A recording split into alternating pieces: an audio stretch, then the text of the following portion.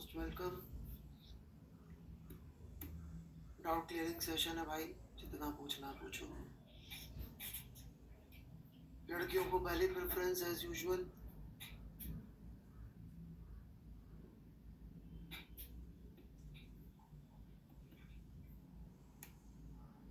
बहुत मेहनती बच्ची है हमारी।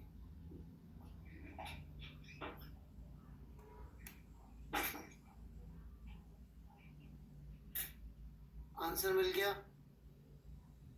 बहुत टाइम बाद लाइव आने का मौका मिला। भट्ट साहब मोस्ट वेलकम, सुस्वागत।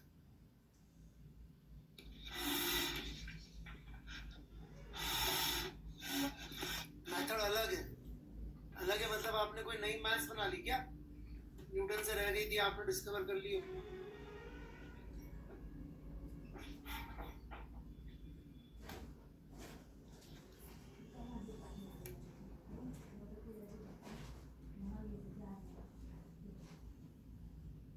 मेरा भी यही मेथड है, किससे अलग है फिर आपका मेथड? क्या भाई नया जी?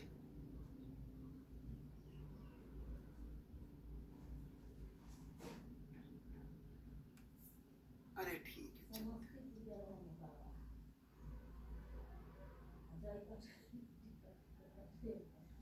चलिए मैं अभी करा दूंगा सॉल्यूशन। और कोई डाउट है तो मैं देख लूँ। चटर्जी ने सॉल्यूशन डाला है कि डाउट? सवाल डाला चटर्जी। अरे वाह, इतना सारा लिख के और डाला।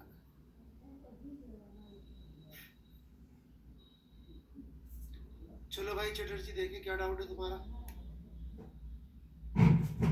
If we were asked here what will be the value of h for which sphere will start pure rolling? वो ये सवाल तो शीट में ही है यार, है ये तो एससीबी का सवाल है, तो खुद ही ये तो पूछा है। इफ क्या होता है बे? चटर्जी दूसरों के सवाल को चुरा के अपने नाम से बना के भेज रहे हो। चोर चोर चोर।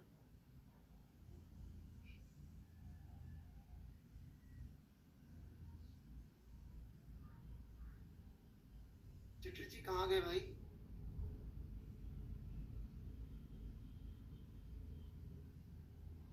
अरे यार, क्योंकि फ्रिक्शन इंपल्स ये है ही नहीं, बंदा ही क्या है वो। सच में भाग गया, जोर जोर चिल्लाया तो मैंने। अरे तेरे घर में कैसे पकड़ेंगे भाई? तू अपने घर में बैठा, हम अपने घर पे बैठे, तो भागा क्यों?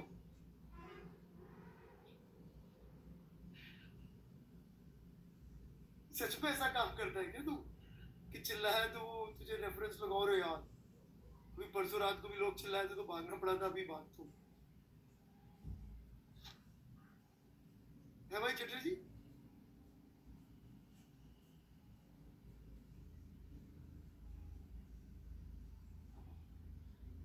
चटर्जी है कि नहीं भाई?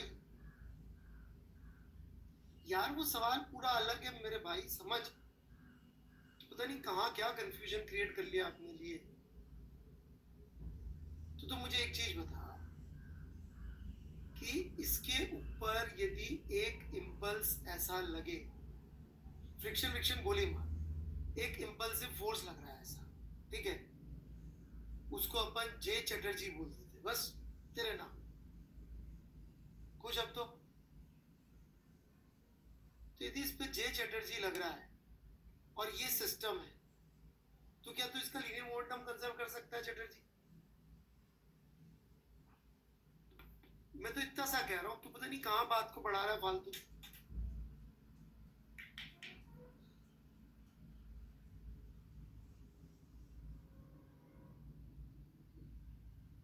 हाँ मैं डालता हूँ हिट के सॉल्यूशन, पूरा ही डलवा।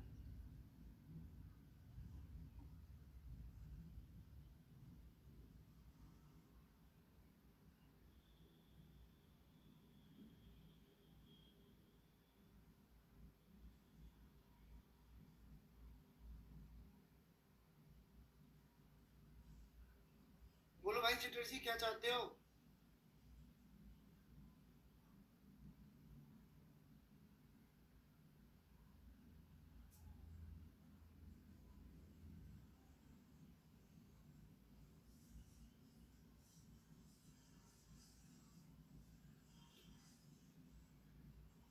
चटर्जी थोड़ा जल्दी करो यार।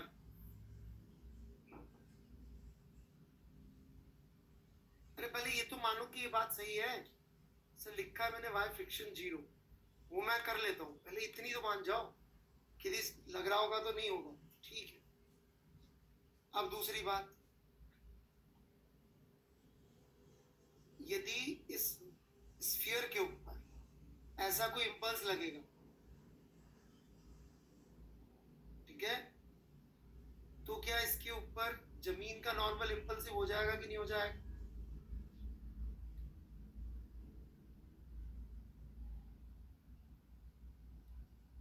तो जो फ्रिक्शन होगा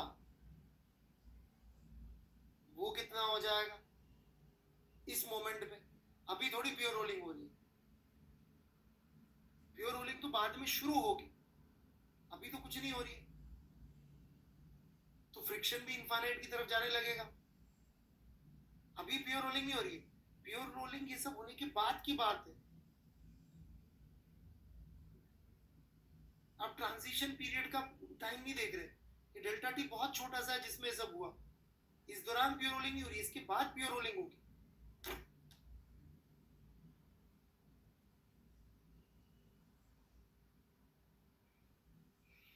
अब भी मुझे लगता है उसको पढ़ने की जरूरत है आपको, तो मैं पढ़ लूंगा।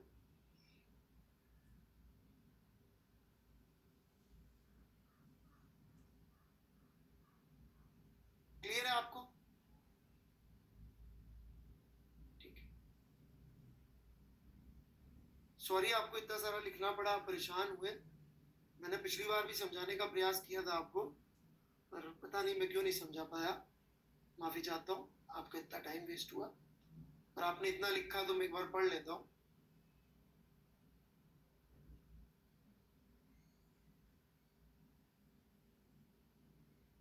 ये एज सून एज में लफड़ा है भाई,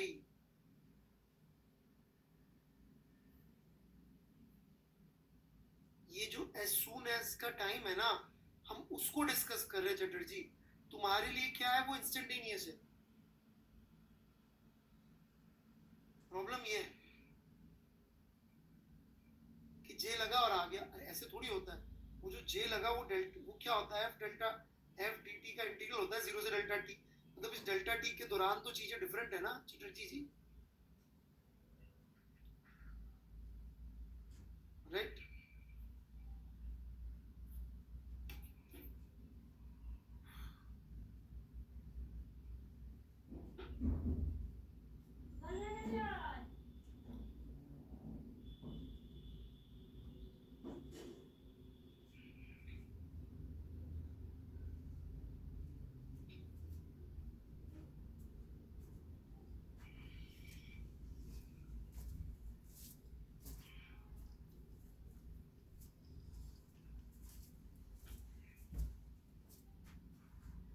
ठीक है, अभी डिस्कस कर लो।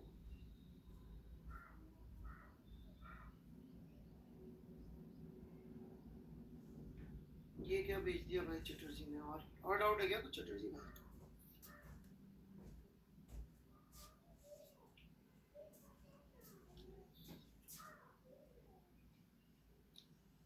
Area versus temperature inside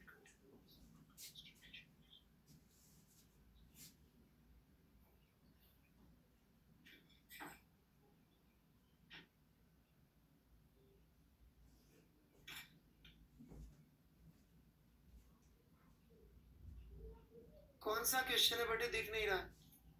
chapter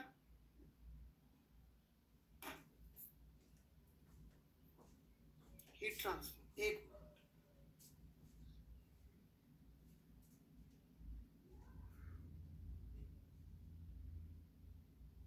Chatterjee को सिंप्लीफाइंग पसंद नहीं है यार, आप समझो।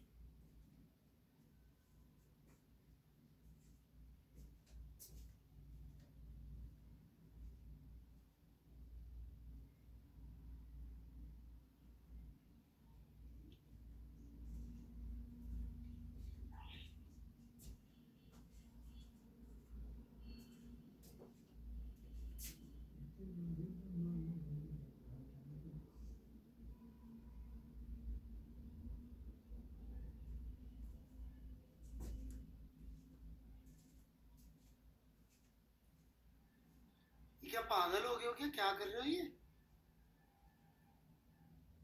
चटर्जी बुद्धि भ्रष्ट हो गई है क्या? What are you doing?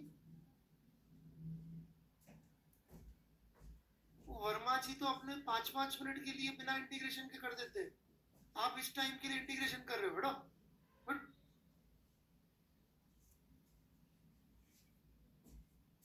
करा क्या है ये सब? आंसर क्या दिया इन्होंने?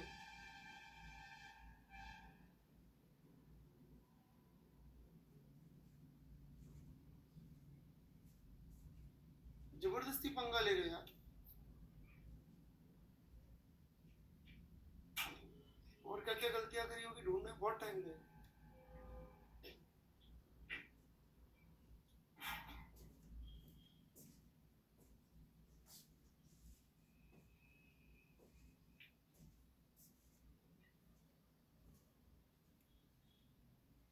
ये किसने भेजा है? जैन साहब आप हैं क्या? बेटा थोड़ा बड़ा लिखिए, कुछ समझ में नहीं आ रहा क्या लिखा है। Just after cutting string FBD. अभी तो मिस्टेक ये कि एफबीडी नहीं है।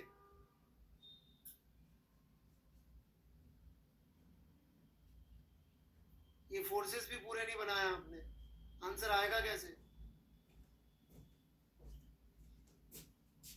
इधर से भी तो लगेगा फ्रिक्शन और नॉर्मल, वो कहाँ है? सॉल्यूशन दे रखा है ना जैन साहब, देख लो एक बार यार। सॉल्यूशन नहीं है क्या इसका?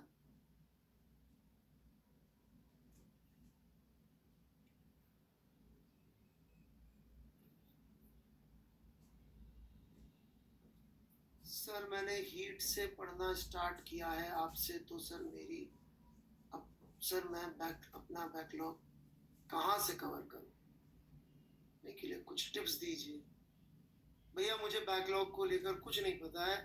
पहले लेक्चर में बताया था कि इलास्टिसिटी किस लेक्चर में है, वहां से शुरू कर दीजिए। जो भी है दिव्यांशु गणोते, बाकी बेटा इससे ज्यादा भी कुछ और नहीं हो पाएगा, है ना? क्योंकि बैकलॉग का मतलब है टाइम में पीछे जाना, वो फिजिक्स के लॉज के हिसाब से संभव नहीं।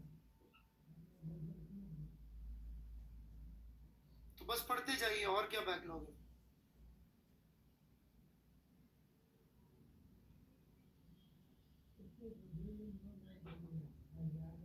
कुशाल जजोदिया,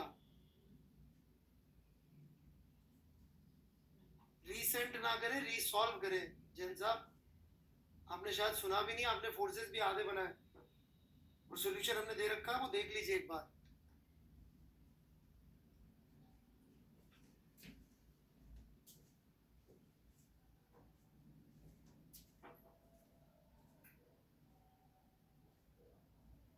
ठीक है,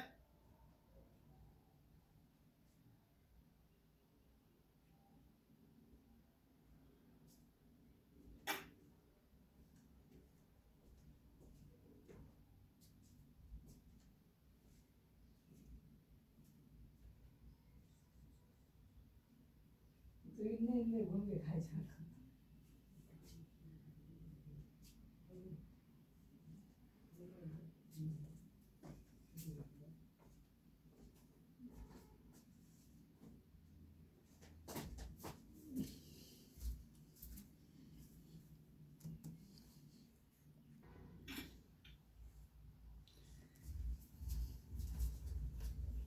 कौन सा क्वेश्चन है बेटे, दिख नहीं रहा? चैप्टर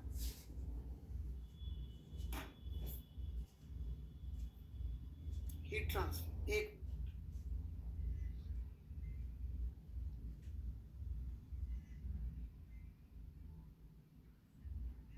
चटर्जी को सिंप्लीफाइंग पसंद नहीं है यार, आप समझो।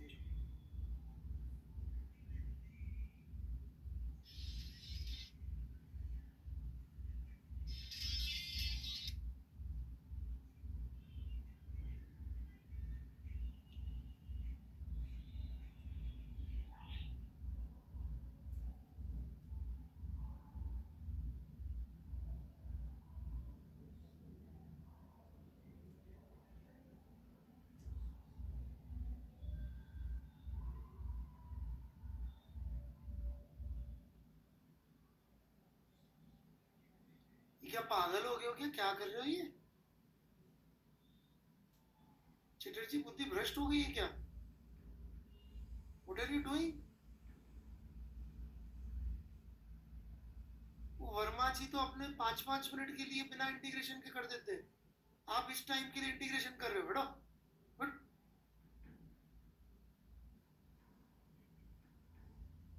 करा क्या है ये सब?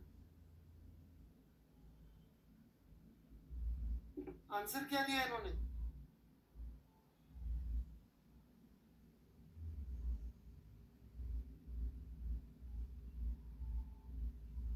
जबरदस्ती पंगा ले रहे हो यार।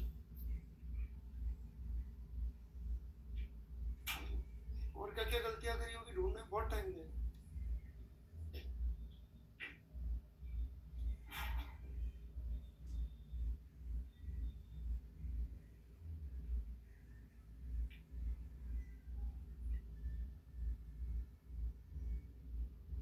ये किसने भेजा है? जैन साहब आप हैं क्या? बेटा थोड़ा बड़ा लिखिए, कुछ समझ में नहीं आ रहा क्या लिखा है। Just after cutting string FBD. अभी तो मिस्टेक ये कि एफबीडी नहीं है।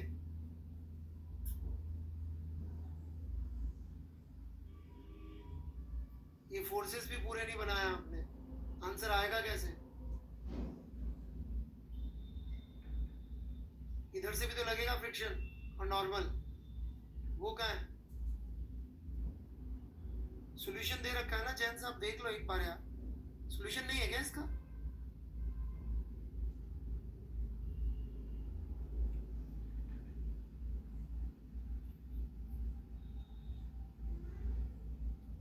सर मैंने हीट से पढ़ना स्टार्ट किया है आपसे, तो सर मेरी अब सर मैं अपना बैकलॉग कहाँ से कवर करने के लिए कुछ टिप्स दीजिए।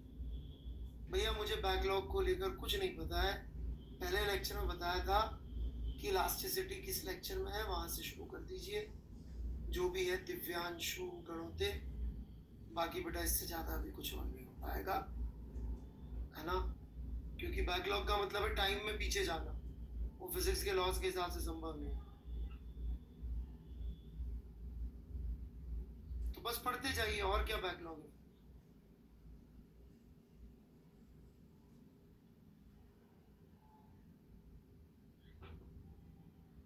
कुशाल जजोदिया, रीसेंट ना करें, रीसॉल्व करें। जैन साहब आपने शायद सुना भी नहीं, आपने फोर्सेस भी आधे बनाए और सॉल्यूशन हमने दे रखा है, वो देख लीजिए एक बार।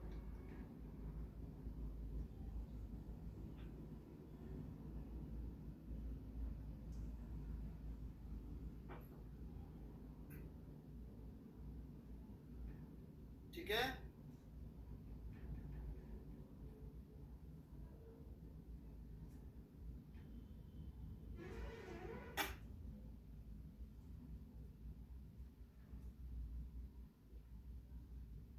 अरे जब सवाल में दे रखा है कि सिंप्लीफाइंग अजम्पशन लो और तुम नहीं लोगे तो फिर सही आदमी यार चटर्जी। तुम वर्मा जी को बोल रहे हो मैं तुम्हारी नहीं सुन रहा, फिर चाहते हो तुम्हारी सुने।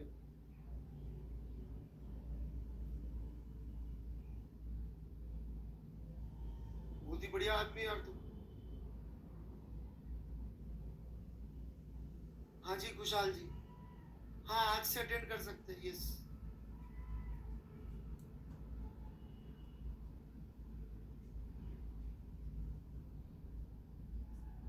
पूरे को सिस्टम पूरा कौन है भाई? एक तो यहाँ पे ना ये लोग,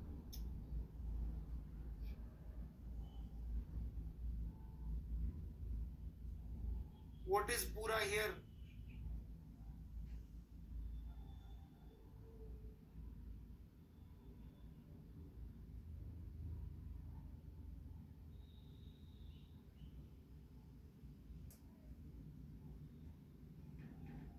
तो इसमें भी तो सिस्टम यही है पूरा है। This guy crazy.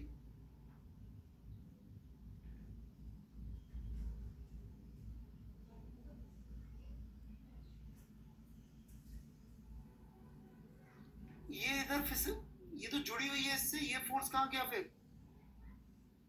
ये तो गलत ही है, विदाउट सिस्टम।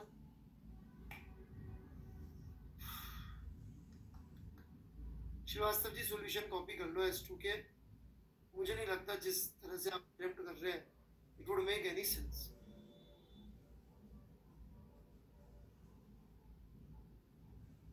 क्या बेवकूफी है ये?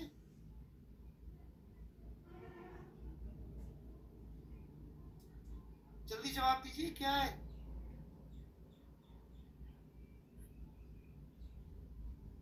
ये ऐसे जा रहा है, इस रॉड से अटैच्ड है, पर रॉड ने बोला नहीं नहीं आज फोर्स नहीं लगाते अपन,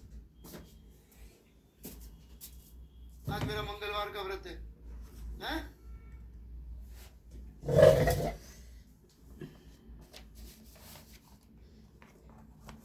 भाई रॉड इस पे फोर्स क्यों नहीं लगाएगी? ना ना अटैच थोड़ी है वो, ऐसे दो चीजों को साथ साथ बनाते अटैच थोड़ी होती है, वो तो ऐसे ही को बनाते हैं हम।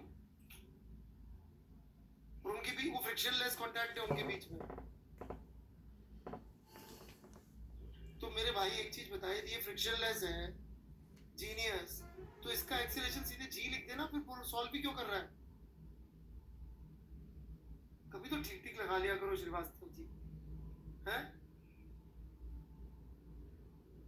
फिर सॉल्व भी क्यों कर रहे हो? रॉड किसी से जो अटैच्ड ही नहीं है, इसका एक्सीलरेशन जी, प्रॉब्लम सॉल्व। लगा है रिजिड बॉडी जा रहे हो बे?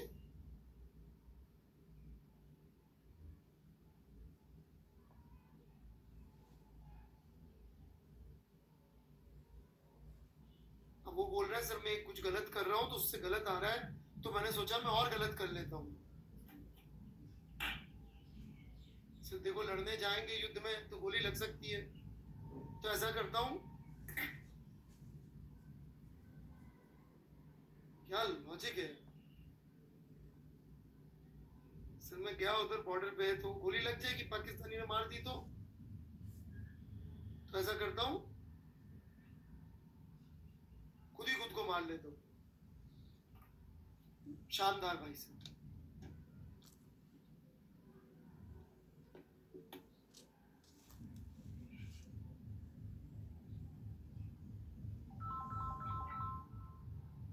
आप अटेम्प्ट कर लो या कॉपी मार लो, ठीक है Srivastava ji?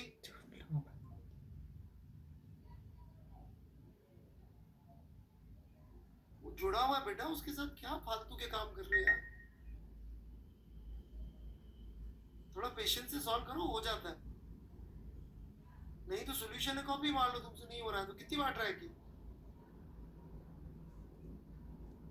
How many times?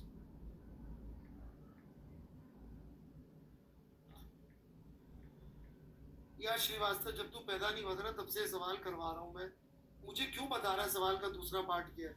मुझे तीसरा पार्ट भी पता है इसका जो इसमें नहीं है।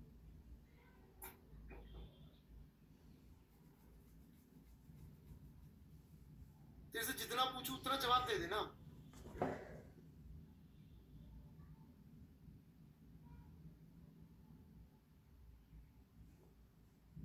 अभी भी आंसर नहीं दिया उसने, सॉरी किया, सब फालतू बातें करेगा।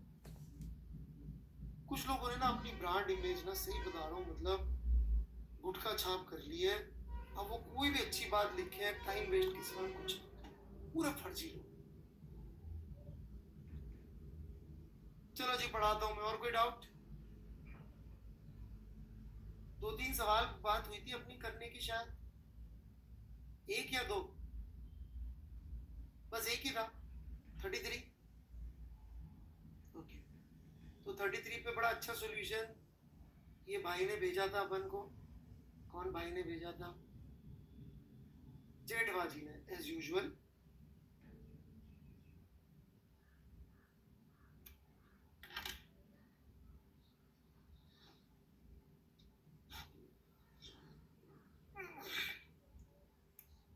तो जेठवाजी का सॉल्यूशन डिस्कस कर लेते हैं अपन।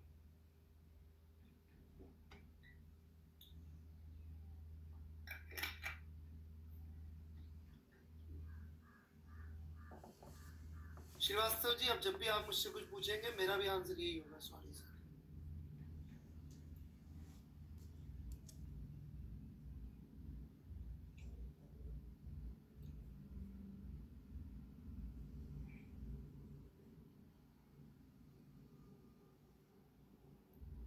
पिक्चर देखी थी, उसमें वो अपने बॉस को ही आंसर देता था, सॉरी सर, बताता नहीं था, सॉरी बोलता। बिल्कुल लैग आता साहब, बिल्कुल सही बोल रहे हैं आप। जब हम पूछते ना तभी लैग आता बेटा।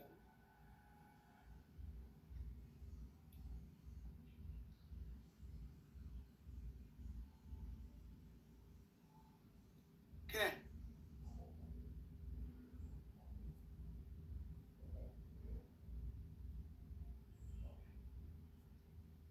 तो यहाँ पे अपन ने एक एलिमेंट लिया छोटा सा dx थिकनेस का,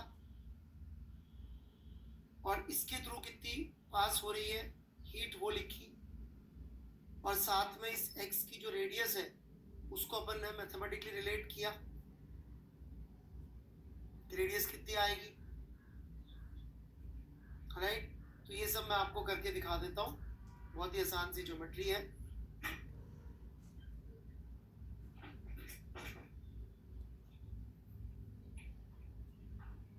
ये R1, ये R, ये X,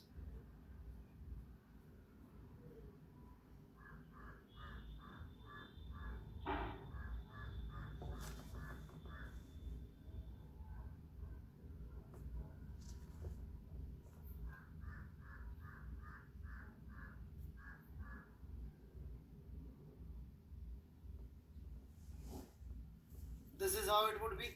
समझ में आती है क्या बात? वो बोलते ना कौन सा वाला ट्रायंगल होता है, symmetric triangle, similar triangle, similar होता है, सिमिलर सिमिलर, सॉरी थोड़ी मेरी ज्योमेट्री कमजोर है। तो उसके बेसिस पे अपन R का फॉर्मूला लिख सकते हैं। इसको यदि मैं M कह दूं तो mx प्लस R1, तो ऐसे रेडियस वेरी कर रही होगी इसकी, राइट। अब इसके थ्रू हीट कितनी पास हो रही होगी, heat current K pi R square upon dx into d theta. इसको इंटीग्रेट कर दीजिए, R को as a function of x put करके, तो इंटीग्रेट कर देंगे तो आपका ये आंसर आ जाए। That's it. Heat current H is equal to K pi R square d theta by dx। हाँ जी जैन साहब अटेंड कर सकते हैं, प्लीज पढ़ा लेने दें।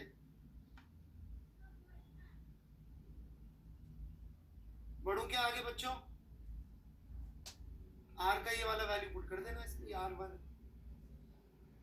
Just put this value of R, take it here, integrate कर देगा, लॉग में आ जाएगा। इस सवाल में कमी है जो वर्मा जी ने, इसी तरह का सवाल करंट सिटी में भी दे रखा है, सेम क्वेश्चन करंट सिटी में दे रखा है। पहले कुछ पूछना है तो पूछ लो।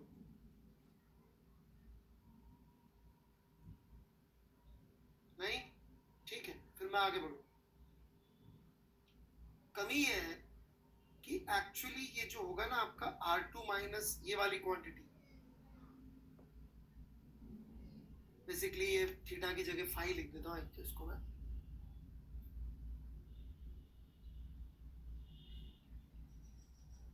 It should be very very small then 1, ये एक से बहुत छोटा होना चाहिए।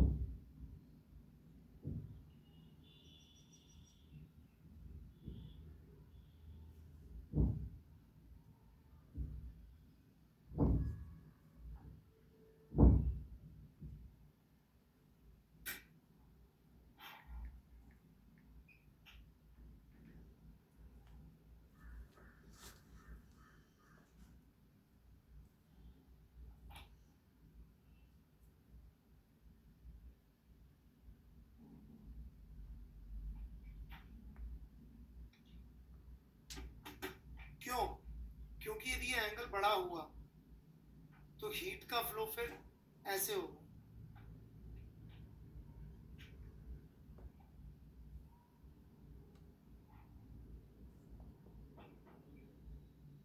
ऐसे नहीं होगा। और अपन ने ऐसा मान रखा है कि it is going like this, ठीक है।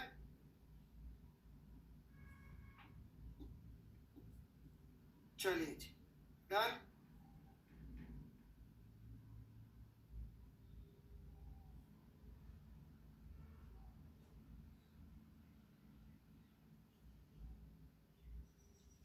सो नया चैप्टर शुरू करें फिर।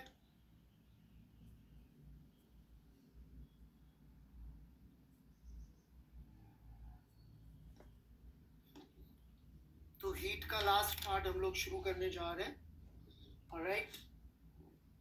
और ये मेरे ख्याल से हम सही टाइम में ख़त्म कर लेंगे,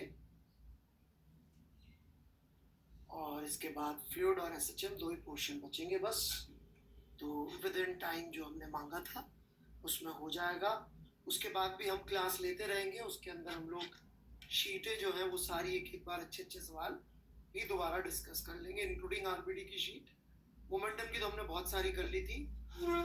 ओके, तो तैयार रहिएगा, अच्छे अच्छे सवाल होंगे डिस्कशन। तो प्लीज़ अपना होमवर्क करते रहिएगा ताकि हम सारी शीटें डिस्कस कर सकें, ठीक है। So here we begin.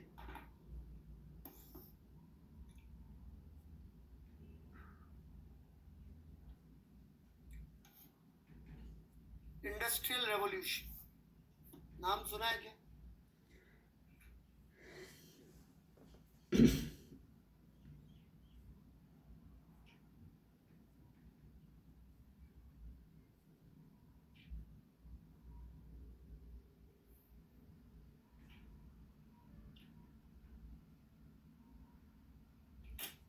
और एक होता है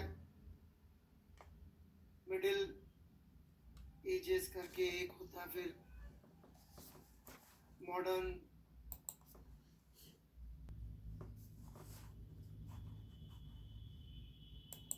सिविलाइजेशन, राइट।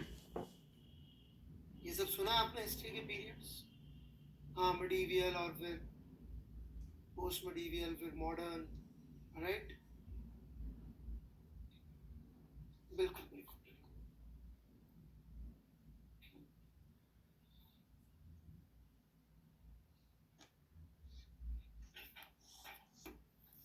एक ही चीज से ये सब चीजें शुरू होती है, ऑलराइट। सर हेडिंग केटीजी डाल दे। हाँ रस दिया जी, जोजा डाल दीजिए, केटीजी डाल, थर्मोडायनामिक्स डाल दीजिए। इंडस्ट्रियल रिवॉल्यूशन तो मत डालिएगा, ये बात सही है। शायद दिया जी ये पूछ रही होंगी कि सर इंडस्ट्रियल रिवॉल्यूशन डाल दिया तो हिस्ट्री के नोट्स लगेंगे। इंडस्ट्रियल रिवॉल्यूशन मत डालिएगा, सही है सर, सॉरी। मैं थोड़ा क्या इमोशनल हो जाता हूँ कभी कभी, फिजिक्स का अपने जीवन में प्रभाव देखता हूँ ना, तो थोड़ा वो मेरी गलती है। मैं थोड़ा सब्जेक्ट को लेके थोड़ा ज़्यादा इमोशनल हूँ। उतना इमोशनल आपको होने की ज़रूरत नहीं है, आई एम सो सॉरी। ठीक है दिया जी, वही डालिएगा, केटीजी एंड थर्मोडायनामिक्स।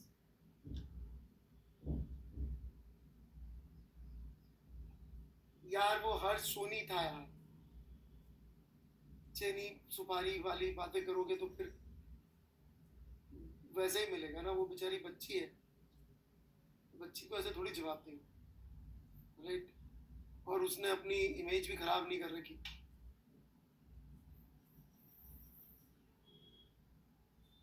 दस खराब बातें करेगा तो फिर जवाब भी उल्टे मिलेंगे, है ना। बच्ची आप तो केटीजी एंड थर्मोडायनामिक्स सिखा, ये लड़के तो बेवकूफ है, आप मत सुनिए। हाँ जी, हाँ वैसे अच्छी अच्छी बातें क्या करो तो मैं अच्छे अच्छे जवाब दूँ, सोनी टाइप की फालतू बातें मत की। चलो जी, हाँ यार, गुड गर्ल, नलायक लड़के सर। चलो, हाँ जी, मैं क्या कह रहा था। तो ये सारी कहानी एसेंशियली एक ही चीज से शुरू, राइट। थोड़ा सा मैं आपको हिस्ट्री सुनाता हूँ। दुनिया में पहले जमाने में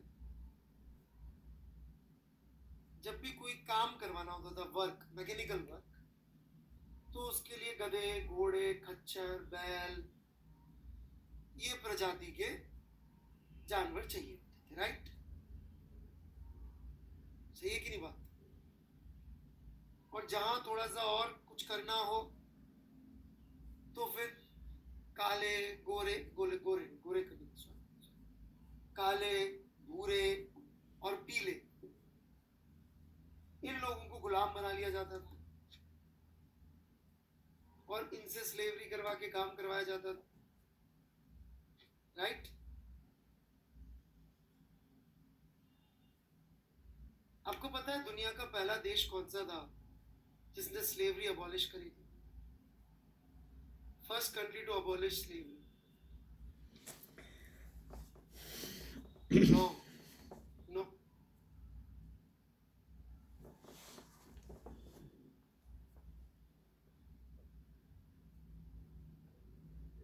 नो।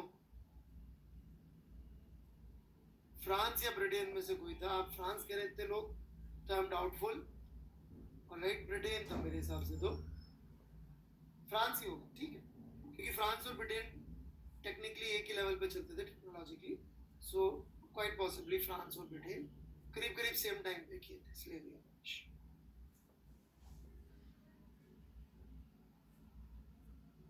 अरे यार, गूगल में, अबे हैती में था कौन?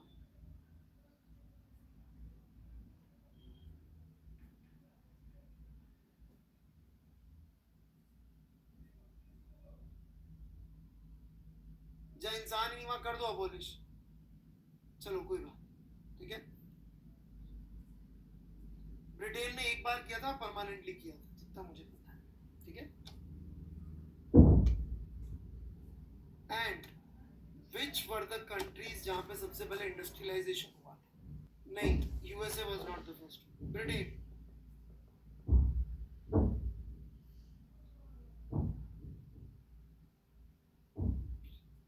इंडस्ट्रियलाइजेशन किस एक चीज से शुरू हुआ था? इंजन।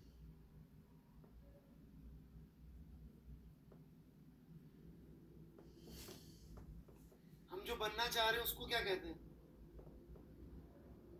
इंजीनियर। सर ये लिखना नहीं, नहीं अभी नहीं लिखना, अभी आराम से इंट्रोडक्शन है, राइट? तो हम वही कहानी पढ़ना चाह रहे हैं, इंजन की कहानी। इनफैक्ट हमारा जो ट्रेड है, ये थोड़ी मैथ्स जानना, थोड़ी फिजिक्स जानना, थोड़ी केमिस्ट्री जानना, और उसको जाके प्रैक्टिकली दुनिया में अप्लाई कर लेना, राइट? टेक्नोलॉजी जिसे कहते हैं, इंजीनियरिंग जिसे कहते हैं, राइट? ये चीज और क्या है, यही है पूरी कहानी। और ये यही इंजन से शुरू हुआ था, मिस्त्री से थोड़े ऊपर, फिजिसिस्ट से बहुत नीचे, आर इंजीनियर्स।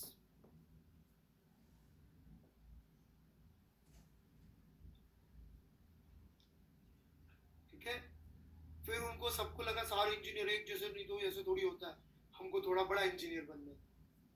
तो उन्होंने बोला अच्छा ठीक है, तुम आईआईटी में चले जाओ, तुम अपने आप को टेक्नोक्रेट कर, इंजीनियर 10 पे तो तुम 10.1, फिजिसिस्ट 100 में, मिस्त्री 5 पे।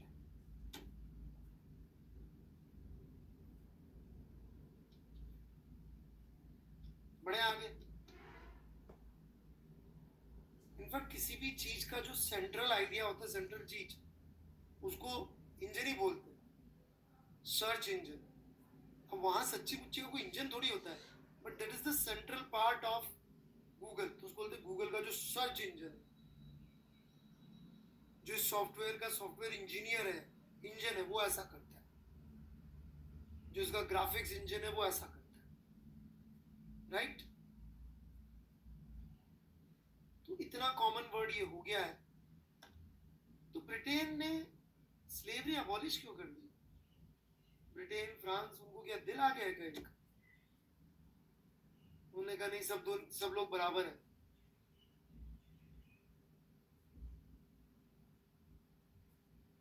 स्लेव्स महंगे पड़ते थे इंजन से, कोई इज्जत विज्जत नहीं दिया, बिल्कुल झूठी बातें हैं, बेवकूफ बना रहे हैं, राइट?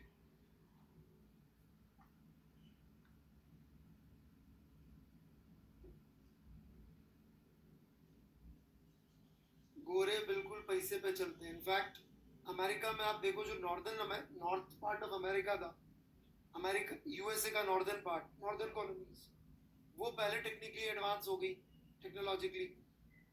तो उन्होंने अपने आप बोला स्लेवरी खराब है, स्लेवरी खराब है। जो बेचारा सदर्न पार्ट ऑफ अमेरिका था, वहां इतनी टेक्नोलॉजी पहुंची नहीं।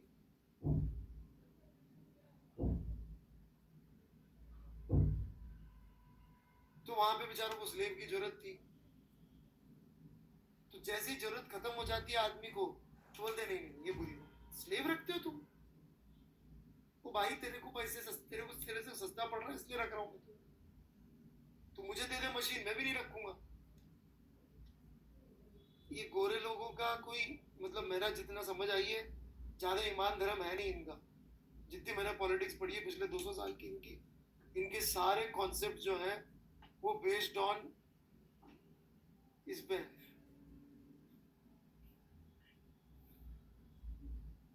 मतलब वो वैसे नहीं, अपना फिलॉसफी जैसा मतलब अपने तो क्या, भारत का तो एक फिलॉसफी पे होता है, राइट?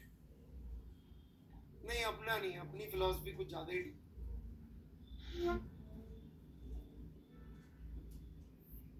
राइट? तो इनका तो जिस पे पैसा जिधर से मिल रहा है, ये उसके हिसाब से अपने फंडे चेंज कर लेते हैं। जितनी पॉलिटिक्स मैंने पढ़ी, और खूब पढ़ी है 200 साल की, कई पॉलिटिक्स पढ़ी, सब जगह ये बेस्ड ऑन चेंज कर लेते। इनके एथिक्स और मोरल बहुत ज्यादा पैसा बेस्ड।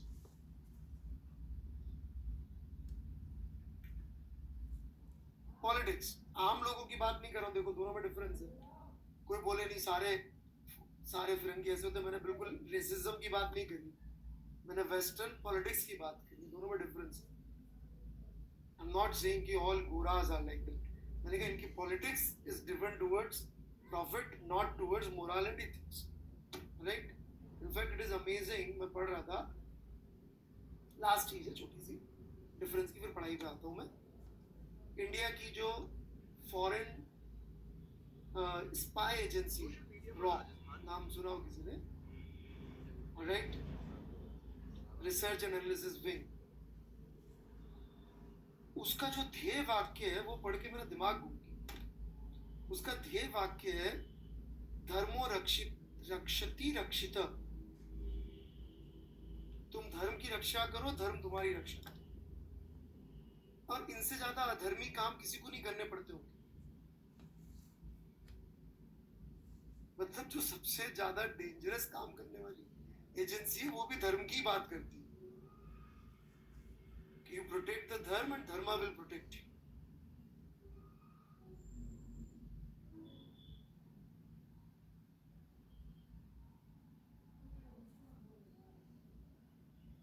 मोटो होता है, मोटो।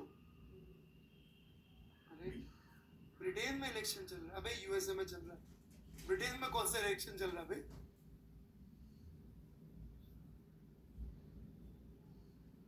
भाई ब्रिटेन से आजाद हुई यूएसए को 250 साल हो गए दादा, नियत। अच्छा, बिहार को ब्रिटेन समझता है ये, भगवान जाने,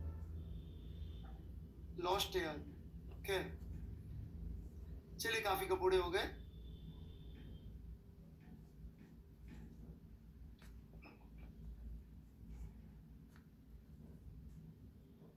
अच्छा, खुद का नाम चेंज करते करते वो सब चीजों का भी नाम चेंज करता है। सही बोल रहे हो, जो आदमी खुद का नाम नया रख लेता है तो उसके लिए ब्रिटेन और बिहार भी एक जैसा ही हो गया, राइट? नेहा तो नेहा में भी ब्रिटेन और बिहार जितना ही अंतर होगा. Neha would be Britain and Nihat would be Bihar. Alright.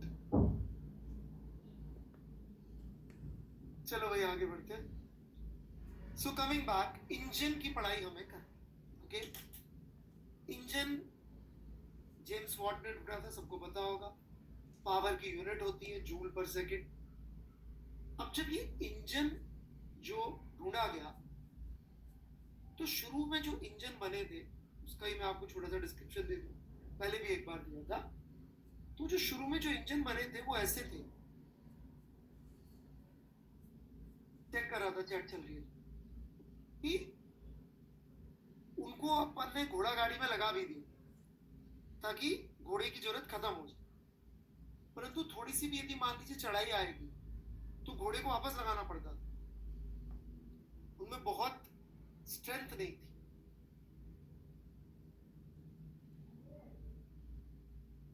Alright, बहुत ज्यादा एफिशिएंट नहीं थे. उनको एफिशिएंट बनाने के लिए सबसे पहले जो चीज पढ़नी पड़ी, जो समझनी पड़ी, वो है गैस. इसीलिए आप देखेंगे हम पहली चीज पढ़ते हैं kinetic theory of gases. Alright, gas क्यों पढ़ना पड़ा? बाय गैस, क्योंकि जो इंजन थे इसमें जो वर्किंग सब्सटेंस था वो स्टीम था या गैस था. Now why working substance is steam? Why not solid और liquid? What is so special about gas?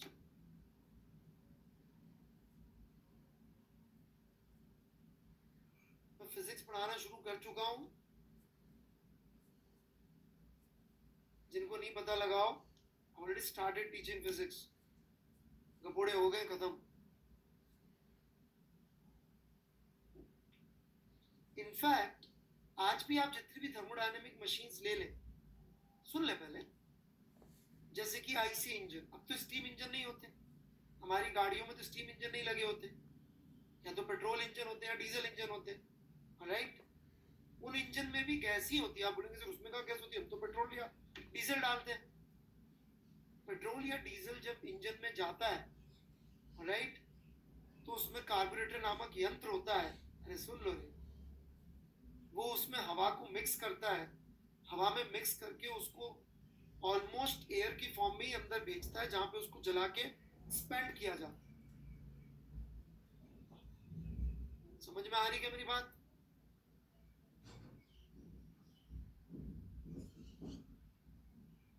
Refrigerator घरों में होगा, एसी, इनमें ठंडा करने के लिए भी गैस ही यूज होती है. तो जो भी थर्मोडायनेमिक मशीन्स हैं, जो भी थर्मोडायनेमिक मशीन्स हैं, वो गैस ही यूज करती है. सॉलिड लिक्विड को वर्किंग सब्सटेंस की तरह यूज नहीं करती. Why? What is wrong with solid and liquid?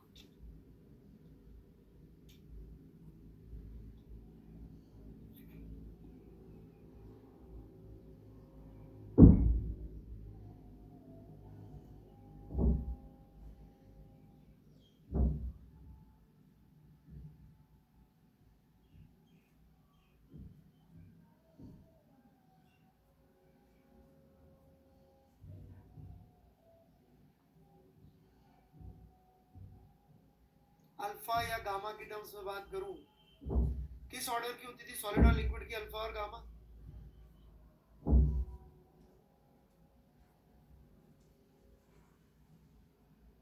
ओए नेहा क्या कर रही है तू? कुछ भी लिखती है.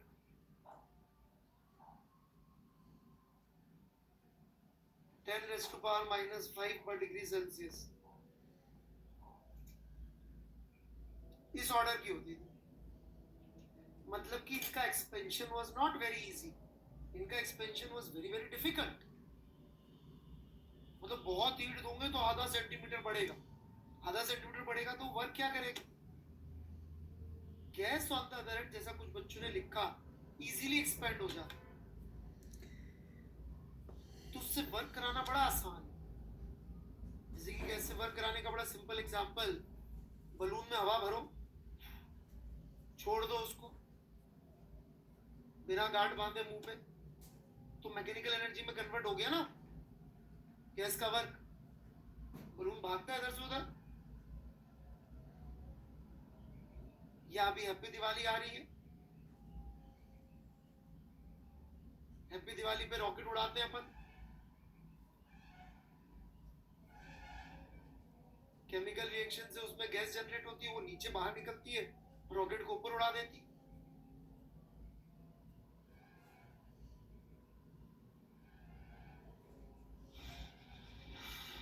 सॉलिड लिक्विड को एनर्जी देके आप ये नहीं करवा सकते।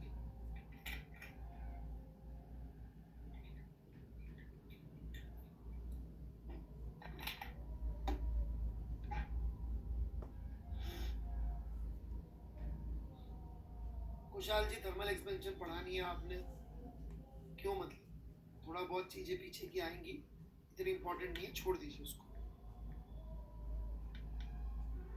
हर चीज समझ में आती भी नहीं बेटा मेरी पढ़ाई, पहली बार में तो वैसे ही नहीं आती।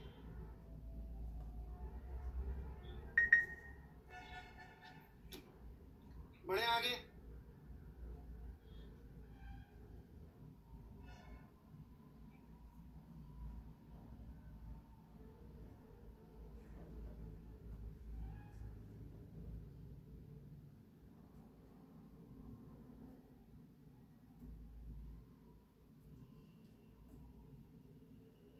श्योर?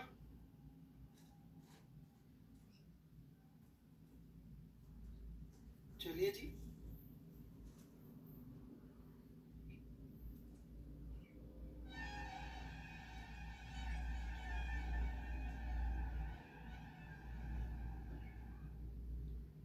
तो इसलिए बड़े लोगों को समझ में आया कि यार गैस का जो बिहेवियर है, जब तक इसको तमीज से नहीं समझेंगे तब तक काम नहीं होगा। अच्छा, और होता क्या था जरा समझिएगा। गैस को हीट सप्लाई करते थे, this was the input.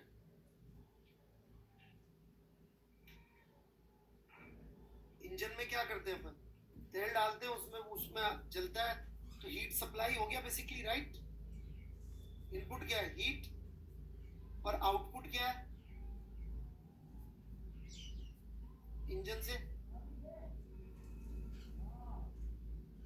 Work.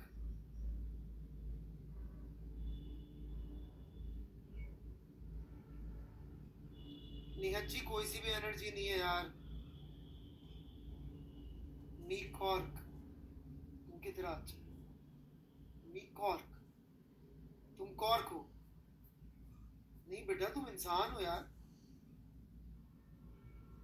अपने आप को ऐसा क्यों बुरा भला किया मेरे भाई? क्या हो गया बच्चों को, बेचारों को?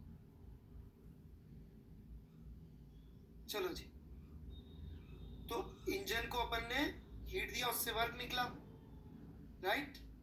और अल्टीमेटली हम दे किसको रहे? गैस को। तो ये समझ में ही नहीं आएगा गैस की फिजिक्स क्या है, तो हम एक एफिशिएंट इंजन नहीं बना पाएंगे। जब तक जिस चीज को दे रहे हैं उसके बारे में क्लियरिटी नहीं होगी, तब तक हम एक बहुत एफिशिएंट इंजन नहीं बना पाएंगे। तो हम चाहते क्या है? We want to understand, alright, something known as gas, so we can make more efficient engine। तो हमारी कहानी शुरू होगी गैस से और खत्म होगी एफिशिएंसी ऑफ इंजन से। जो सबसे लास्ट चीज हम समझ रहे होंगे वो होगी efficiency of an engine. Is that clear?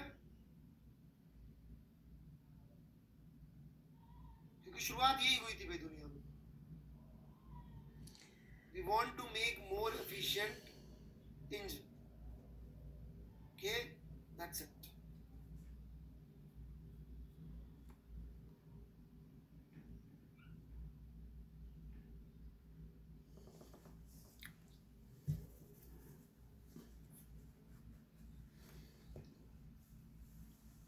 आगे?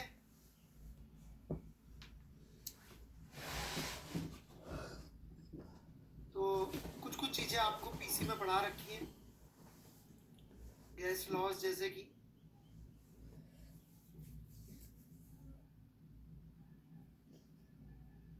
मैंने कहा था नोट्स लेके बैठिएगा। बहुत बढ़िया Rahul Soni ji, good boy.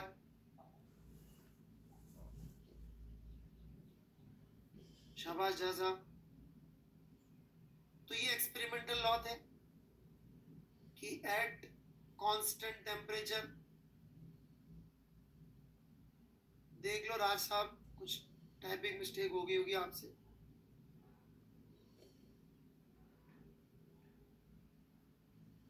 Pressure is inversely proportional to volume,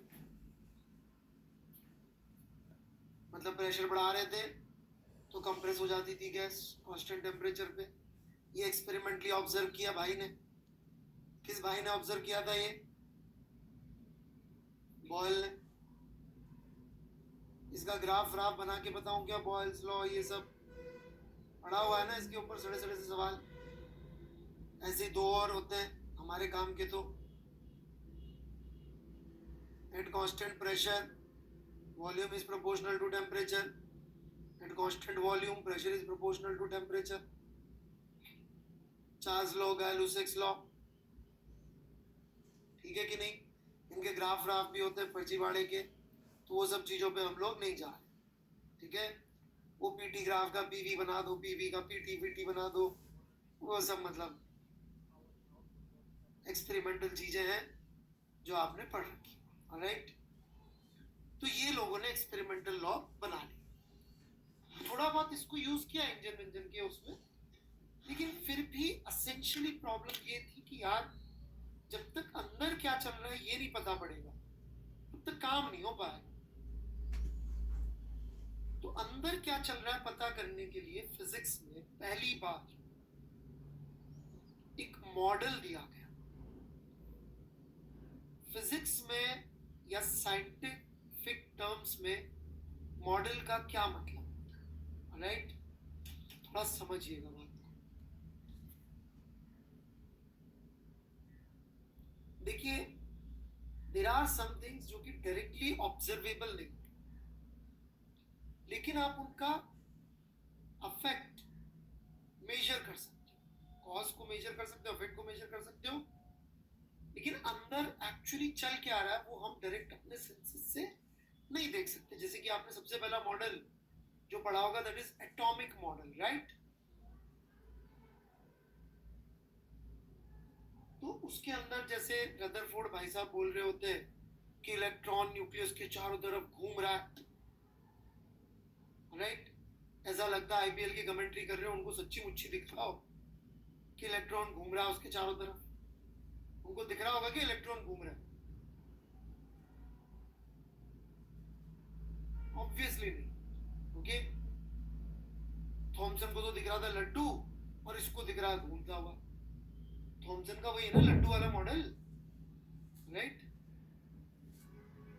कौन आदमी को वाटरमेलन पसंद है यार लड्डू के ऊपर?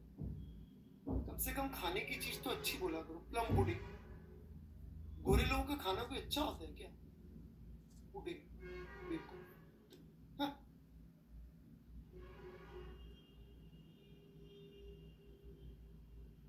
लड्डू होता है यार।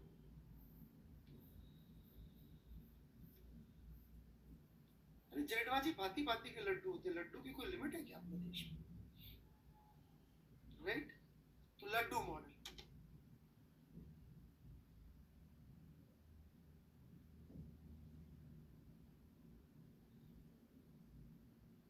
हाँ जी बिल्कुल सही बात है।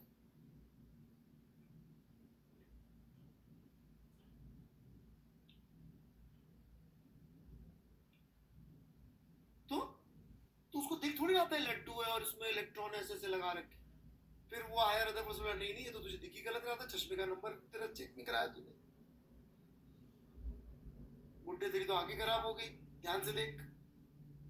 ऐसे थोड़ी हुआ, दिख तो दोनों को ही नहीं रहा था।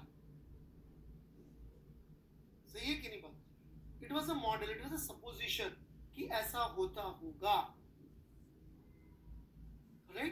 So how scientific model works थोड़ा सा बता देता हूँ मैं आपको, थोड़ा साइंस में इंटरेस्ट बढ़े, थोड़ा पता पड़े फिजिक्स होती क्या है। तो देखिए, कुछ लोगों ने किसी चीज पे एक्सपेरिमेंट किया, ओके, उन्होंने अपना डेटा पब्लिश किया, भैया हमने ऐसा एक्सपेरिमेंट किया, ये रिजल्ट है, ये एक्सपेरिमेंटल फिजिसिस्ट होता है। अब जो थ्योरेटिकल फिजिसिस्ट होता है वो क्या करता है, कभी कभी चलता है ये वाला तरीका, कभी कभी प्योरली थ्योरी भी चलती है। वो बोलता है यार ये जो एक्सपेरिमेंट है उसको यदि मैं ऐसा मान लूं कि जो अंदर की चीजें हैं वो फला फला है, थॉमसन के केस में तो यही था ना कि ऐसा मान लूं तो ये एक्सप्लेन हो जाता है कि इलेक्ट्रॉन सब एटम में मिलेंगे, लड्डू मॉडल मान लो तो,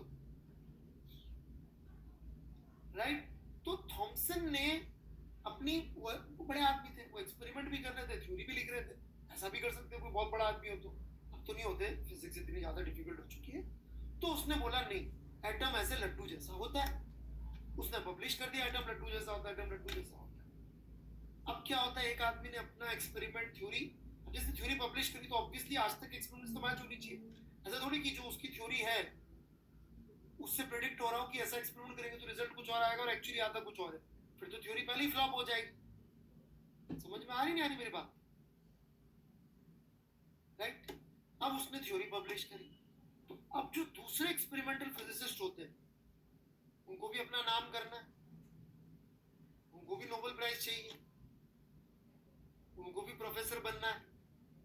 वो बोलते हैं अच्छा तू कह रहा है तेरी थ्योरी ये है, तेरी थ्योरी ऐसी है, तो यदि मैं इसमें ये कर दूं तो वो होना चाहिए, चला टेस्ट करते हैं।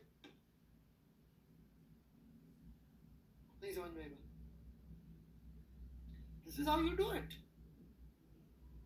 It is something like this कि आप किसी ज्योतिषी के पास गए, ज्योतिषी ने बोला जब आप छोटे थे तब आपके मंगल ये था, शनि वो था, तो आपके साथ ऐसा ऐसा हुआ होगा। आपने कहा अच्छा बहुत है यार, सही कह रहा है। फिर वो बोले अब आपका जो है राहु में ये चला गया और फिर वो हो गया, तो अब देखना आपके साथ ये होने वाला है, और यदि वैसा हो जाए तो आप बोलेंगे राहु शनि शुक्र सब सही है मान लो, और ऐसा नहीं हो तो आप बोले भाई साहब तुम्हारी थ्योरी गलत, वो भी थ्योरी है, राहु शुक्र शनि चंद्रमा मंगल मंगल, राइट। तो ये वैसे ही है। हाँ जी झा साहब, फोटोइड इफेक्ट को आइंस्टीन ने थ्योरी से एक्सप्लेन किया।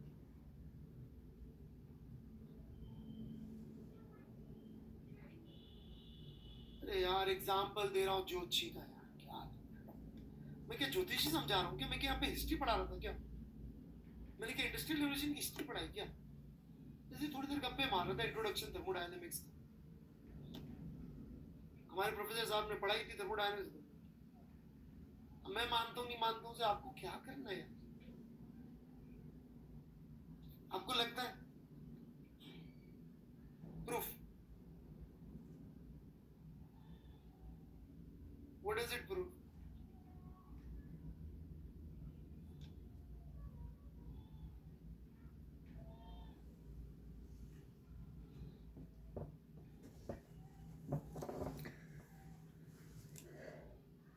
मैं कमेंट नहीं करूंगा, यू शुड ऑब्जर्व, आपकी ऑब्जर्वेशन पावर 0 है।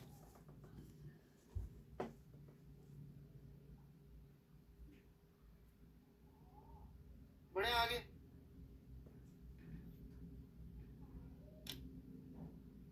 तो अब क्या हुआ, दूसरा आदमी अपनी थ्योरी बताता है, चेक करता है एक्सपेरिमेंट से, यदि उसका एक्सपेरिमेंट वही आता है जो थ्योरी ने प्रेडिक्ट किया था, तो पिछले वाले की जो थ्योरी होती है वो और फेमस हो जाती है कि वाह यार इसने थ्योरी दी, इतने एक्सपेरिमेंट की और सही निकल रही है।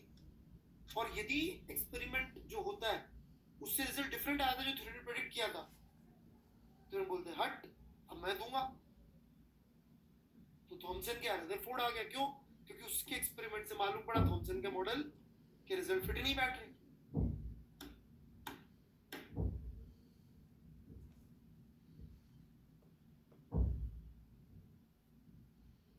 राइट। तो काइनेटिक थ्योरी ऑफ गैसेस भी ऐसी ही कहानी, ऑलरेडी बच्चों समझना, ये रिजल्ट्स थे, प्लीज पे अटेंशन, ये रिजल्ट्स दुनिया में ऑलरेडी थे एक्सपेरिमेंटली ऑब्जर्व्ड। इन्होंने एक मॉडल डेवलप किया कि गैस कैसी है, इन्होंने मतलब बोल्ट्जमैन और मैक्सवेल, इन्होंने पूरी मैथ्स डेवलप करी इसके लिए, बिल्कुल नई तरह की, उसको स्टैटिस्टिकल मैकेनिक्स बोलते हैं। स्टैटिस्टिक्स में इन्होंने नए नए काम कर डाले, राइट। बहुत सारी मैथमेटिक्स जो यूजफुल मैथ्स है वो फिजिसिस्ट की बनाई हुई है। मैथमेटिशियंस बिल्कुल फालतू वाली मैथ्स बनाते हैं जिसमें वही मजे लेते रहते हैं बस, कि प्राइम नंबर की सीक्वेंस निकालेंगे, सीक्वेंस खुद ही की जिंदगी में खुद ही मजे लेते रहते हैं, किसी को ढीला फर्क नहीं पड़ता वो क्या कर रहे हैं। फिजिसिस्ट जो बनाते हैं मैथ्स, वो यूजफुल मैथ्स बनाते हैं। मैथमेटिशियन अपने मजे के लिए मैथ्स बनाते हैं कि ये नंबर का क्यूब उस नंबर के क्यूब से जोड़ दूं तो क्या होगा, अरे मेरे को क्या मालूम क्या होगा, तो क्यों करूं। n डायमेंशनल स्पेस, हम इसको 3 डायमेंशनल में क्यों करें, n डायमेंशन में करते हैं, करो भाई मरो, ऑलराइट। तो उन्होंने मैथ्स बनाई इसके लिए, ठीक है। मैं मैथमेटिशियंस की वैसे बहुत इज्जत करता हूँ, जस्ट जोकिंग, बट कभी कभी ना वो ज्यादा ही कर देते हैं।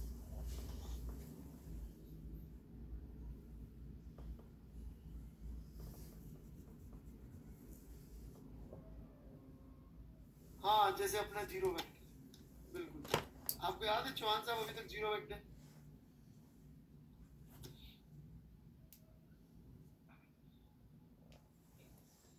चलिए जी।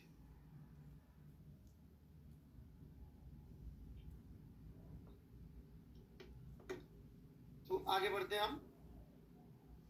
तो ऑब्वियसली जो मॉडल आएगा इन सबसे ट्रू होना चाहिए। फिर इतना ही नहीं, इससे जो प्रेडिक्शन हो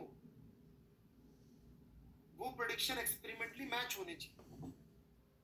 तो दोनों चीजें मैं आपको करके दिखाऊंगा व्हेन विल डेवलप दिस, ठीक है। और अभी तक और हम क्या करेंगे, प्रेशर आपके दिमाग में एक फील है, एक दिल की आवाज है, वॉल्यूम आपके दिल दिमाग की एक आवाज है, टेम्परेचर आपके दिल दिमाग की एक आवाज है, दिल की आवाज टाइप। हम लोग प्रेशर, वॉल्यूम, टेम्परेचर, जो 3 वेरिएबल्स हैं, जो 3 पैरामीटर्स है गैस के, उनको मैक्सवेल बोल्ट्जमैन के पर्सपेक्टिव से देखेंगे कि जब प्रेशर कहते हैं तो मैक्सवेल को क्या दिखता है, जब वॉल्यूम बोलते हैं तो उस वॉल्यूम का अर्थ वही है जो मैं दिल में आवाज में, जो मेरे दिल से आवाज आ रही है, या जो मैक्सवेल बोल्ट्जमैन बोले वो है, राइट। क्योंकि अपन को क्या दिल की आवाज बहुत आती है, आलसी लोगों को दिल की आवाज बहुत आती है, क्योंकि लॉजिक में तो क्या दिमाग का खर्चा करना पड़ता है, कौन मेहनत करेगा जिंदगी में दिमाग के खर्चे की, राइट। टेम्परेचर क्या है, और वो जो थ्योरी कह रहे हैं वो बिल्कुल सही बैठती है कि नहीं बैठती है, उसको प्रैक्टिकली चेक किया जा सकता है। मतलब आप ये समझ लीजिए, जेम्स क्लार्क मैक्सवेल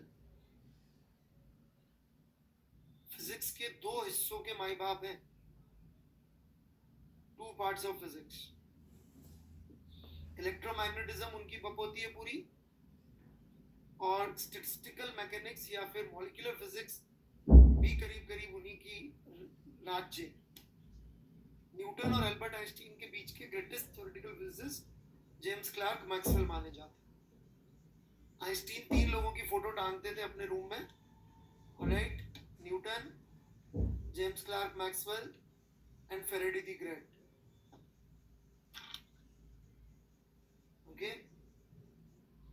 फेरेडे की कहानी कभी इलेक्ट्रो पढ़ी आपने मुझसे तो सुनिएगा, तो शायद आप भी फैन हो जाएंगे उनके। मुझे 1 मिनट दीजिएगा, मेरा एक काम अटका पड़ा है, उसके लिए शायद फोन आ।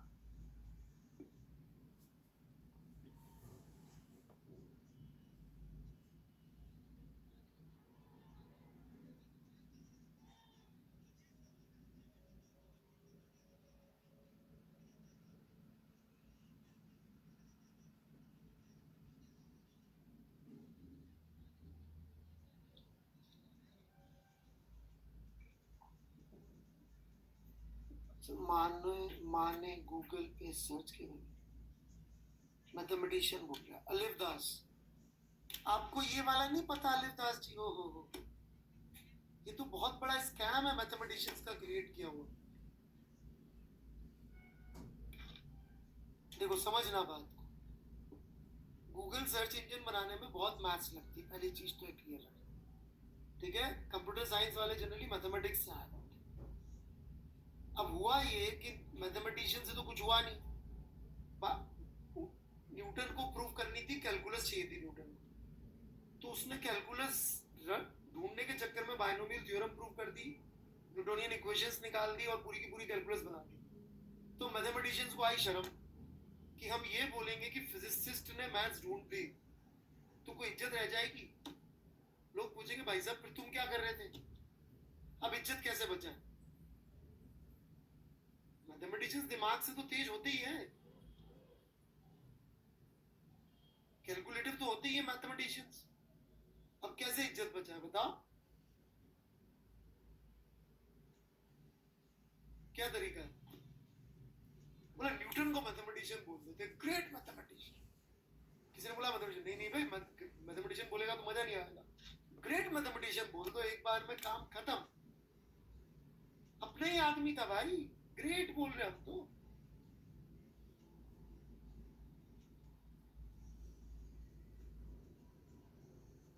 आप समझते ही नहीं है, स्कैम है बहुत बड़ा,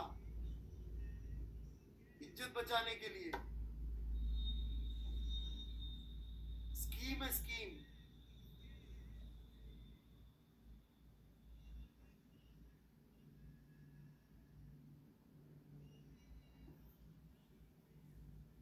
But still you respect mathematicians. Yes, because mathematics is the purest language, perfect language.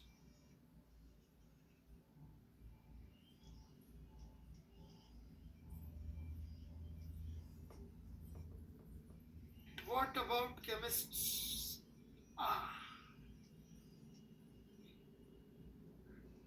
चलो पढ़ाई करें।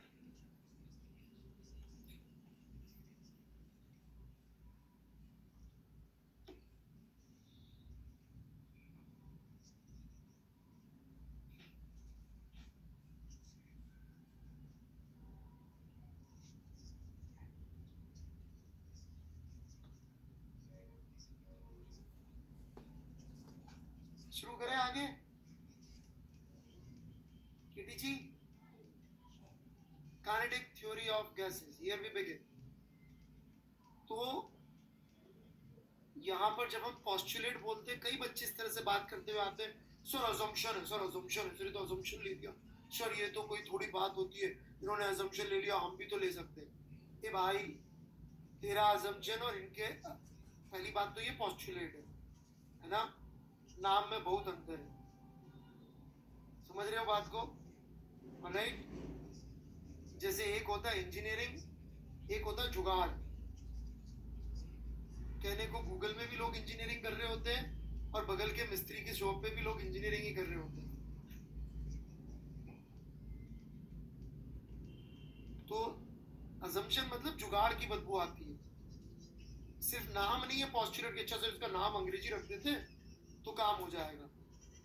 और राइट, जैसे कि अपने बगल में जो मिस्त्री है, उसका जो छोटू चाय पिलाता है, उसको अपन असिस्टेंट इंजीनियरिंग मैनेजर कुछ रख दे, प्रोडक्ट मैनेजर नाम, तो छोटू ही रहेगा वो चाय पिलाने वाला, राइट?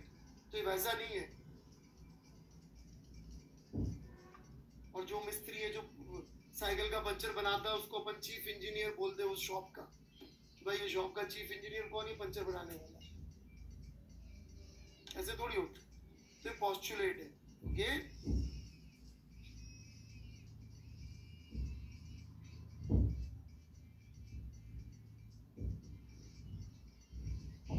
पोस्टुलेट का मतलब क्या होता है कि हम इन बातों को आधार मान के अपना मॉडल डेवलप करें, और जिन बातों को हम आधार मान रहे हैं इनको आप कंटेस्ट कर सकते हैं, लेकिन आज तक के जितने भी एक्सपेरिमेंट्स हैं उनके बेसिस पे आप यदि कंटेस्ट करेंगे तो हार जाएंगे, ये बातें सच निकलेंगी।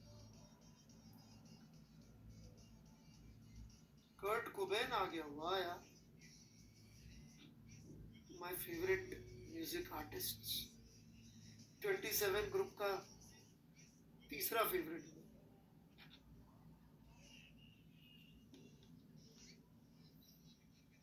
27 क्लब का।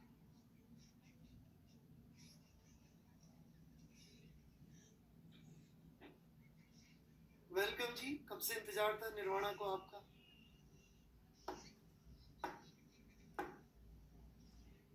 ऑलराइट, बढ़े आगे।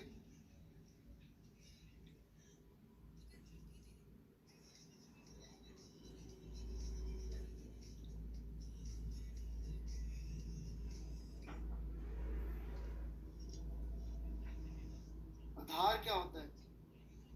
कौन सा आधार भी? आधार कार्ड,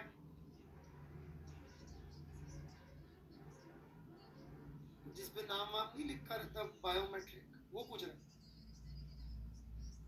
अच्छा, पॉस्टुलेट, बेस, बेस, बेस मतलब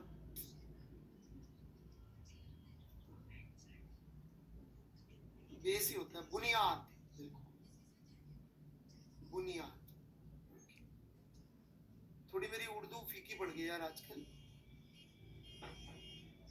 चलिए जी, रेफरेंस फ्रेम नहीं होता, राहुल सोनी जी क्यों गलत सलत बता रहे हैं? बेचारा कश्मीरी भाई है अपना, क्यों उससे पंगा ले रहे हो? सीधा आदमी है वैसे ही।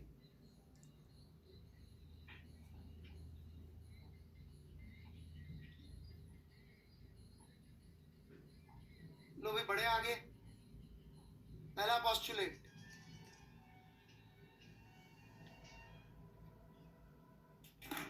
gas is made up of small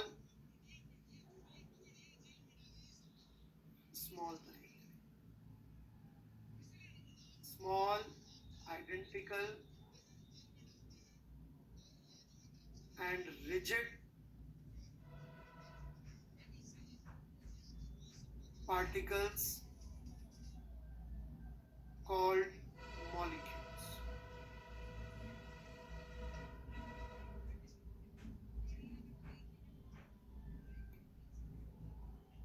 ये आपने फिजिकल केमिस्ट्री में भी पढ़ा होगा, आई होप।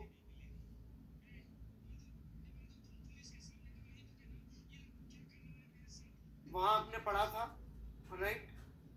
यहाँ मैं समझाऊंगा। कोई केमिस्ट्री के बारे में मेरे विचार जानना चाह रहा था, शायद मेरे इस स्टेटमेंट से विचार समझ में आ गए होंगे।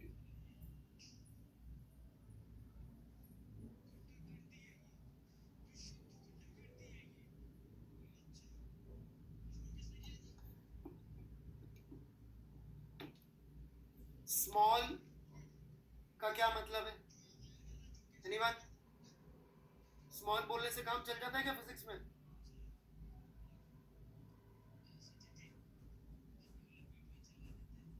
क्या मैं कह सकता हूँ क्या एलिफेंट इज स्मॉल? नहीं कह सकता elephant is small. Compare to blue whale,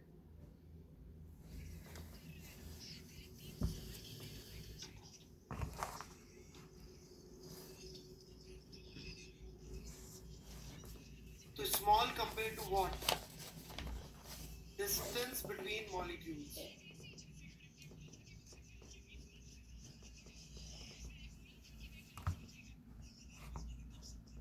बहुत जरूरी बात है, आइडेंटिकल, वेरी वेरी इंपॉर्टेंट। एक हाइड्रोजन के मॉलिक्यूल को दूसरे हाइड्रोजन के मॉलिक्यूल से डिस्टिंग्विश नहीं कर सकते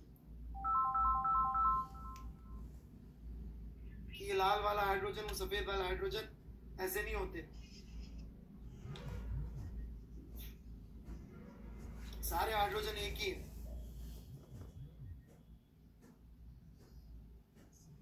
ठीक है? रिजिड का मतलब तो आपको पता ही है, टक्कर से इसमें टूट फूट नहीं होती, ऐसा हम मान रहे ना। हम मतलब केटीजी में मान रहे, उस जमाने में जितना उनको अक्ल थी उतना उन्होंने मान लिया। एटम की थ्योरी नहीं आई है अभी, this is pre bore world. Atom का कॉन्सेप्ट नहीं है अभी, है ना? हाँ, कोई बोले सर टक्कर से इलेक्ट्रॉन ट्रांजिशन हो जाएगी, वो that's meaningless. Now this point here gives me meaning of n, that is amount.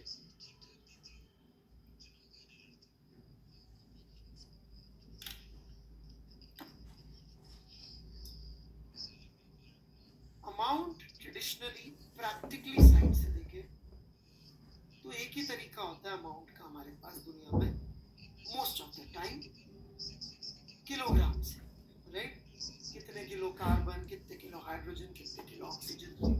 But जैसे जैसे केमिस्ट्री आगे बढ़ी थी रियलाइज कि किलो से काम नहीं चलता, बिकॉज कुछ तो अंदर ऐसा लफड़ा है कि इतना kilo of carbon reacts with इतना kilo of oxygen to give carbon monoxide या कार्बन डाइऑक्साइड या व्हाटएवर, या वाटर को हम तोड़ते तो इतना ग्राम हाइड्रोजन, इतना ग्राम ऑक्सीजन रिलीज होती है, and which is quite different, right? तो नंबर पे जाना चाह रहे थे, और नंबर को यूज कर सकते हैं अमाउंट के लिए यदि आइडेंटिकल हो तो. मेरी बात समझिएगा, word identical is very important. Identical है इसीलिए नंबर को यूज कर सकते हैं अमाउंट के लिए. नॉन आइडेंटिकल में आप नंबर यूज नहीं कर सकते.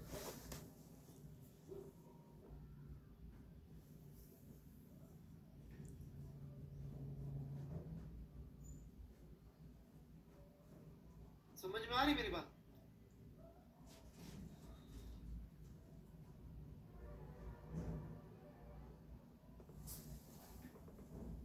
बड़ी बेसिक सी बात है. तो चूंकि आइडेंटिकल है इसलिए नंबर में बात होती है. इसलिए गैस में जब हम बात करेंगे तो नंबर ऑफ मॉलिक्यूल्स की बात करेंगे,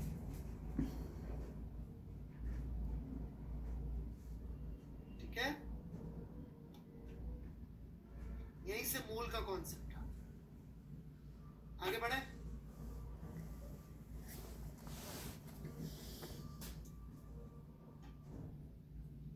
second point,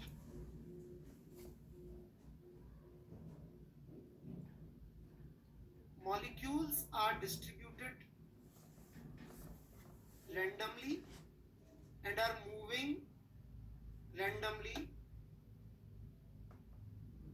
Molecules are distributed randomly and are moving randomly.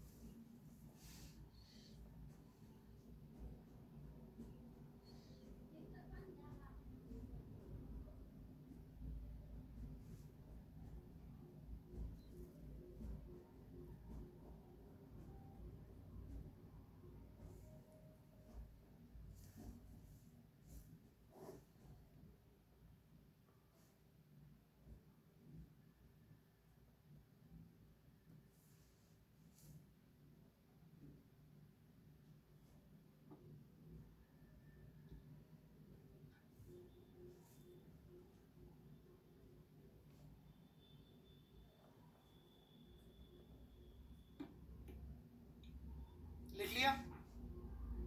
This helps us understand volume.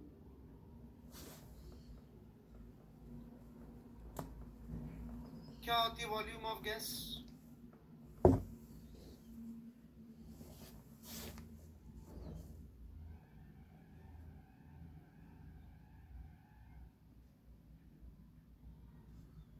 Okay, let's understand this.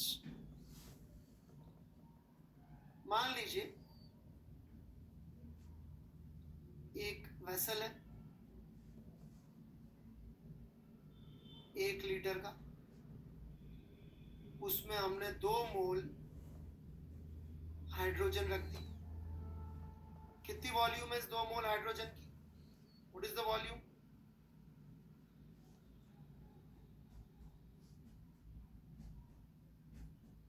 इसमें 1 मोल हीलियम भी डाल दी. इस मिक्सचर की क्या वॉल्यूम है?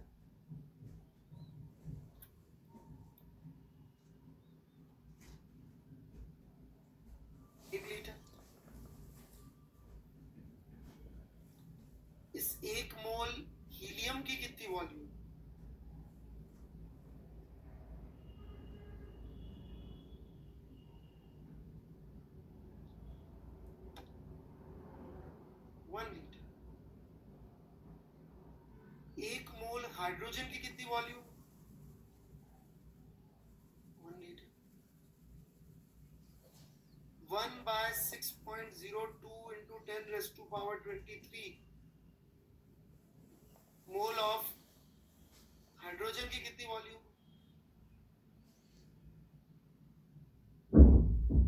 The answer is still 1 litre.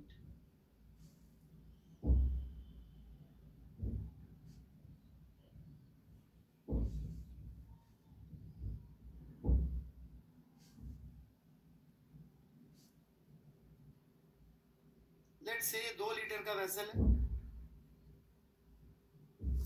जहाँ साहब आपने मुझसे पढ़ा हुआ है क्या?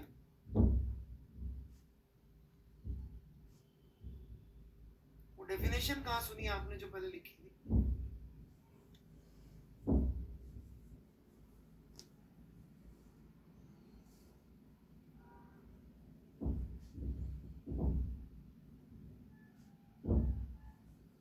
नहीं जहाँ साहब, दिल तोड़ दिया आप। I am really doubtful.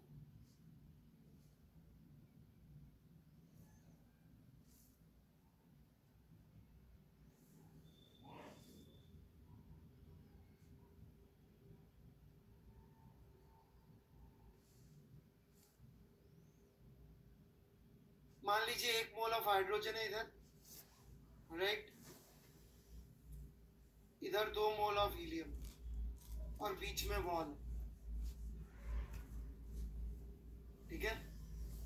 यदि इस वॉल को हम उड़ा दें, बम से उड़ा दें इस वॉल को, तो जस्ट आफ्टर दैट इस 1 मोल हाइड्रोजन की वॉल्यूम कितनी होगी?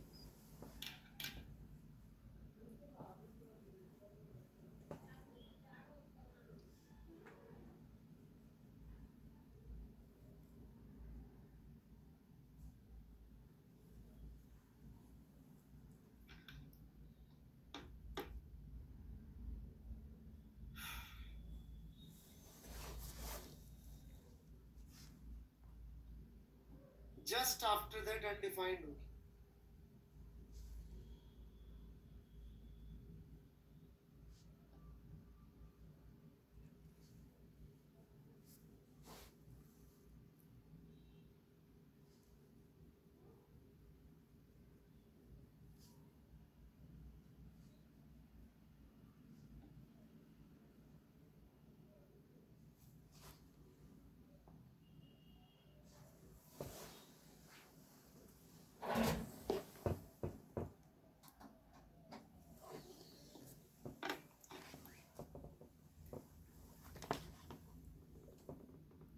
जस्ट उड़ाने के बाद,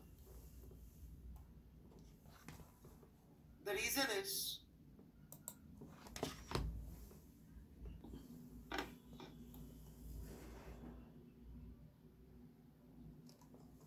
जस्ट उड़ाने के बाद,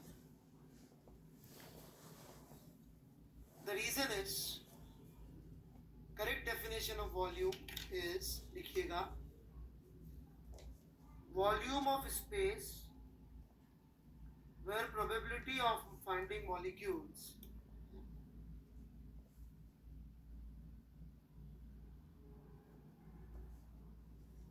volume of space where probability of finding gas molecules is non-zero and equal.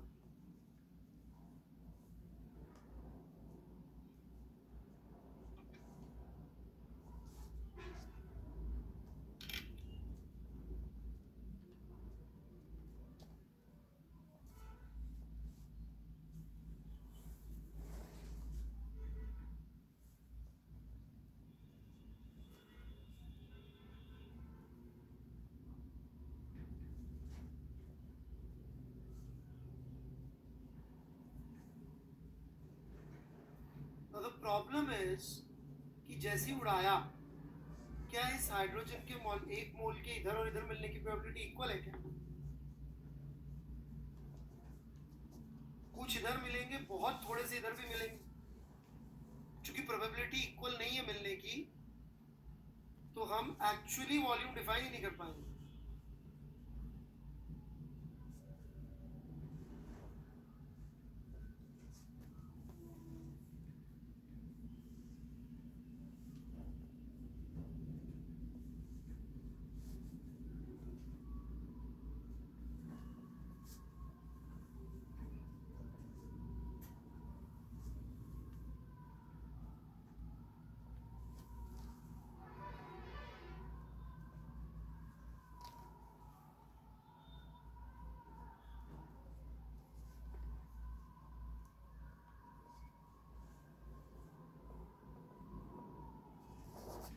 Jain साहब, आपने केमिस्ट्री भी गलत पढ़ी होगी, कर लेते हैं तो राइट। फिजिक्स के लॉ तो बेटा कोई भी नहीं तोड़ सकता।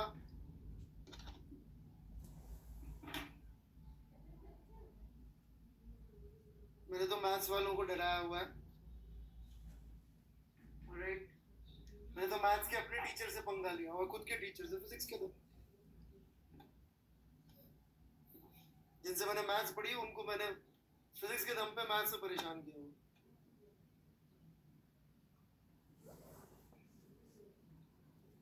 एज ए टीचर, मेरे बॉस भी थे, मेरे टीचर भी थे। यस, फिजिक्स के दम पे, मेरे दम पे नहीं। फिजिक्स के लॉ तो कोई नहीं तोड़ सकता बेटा।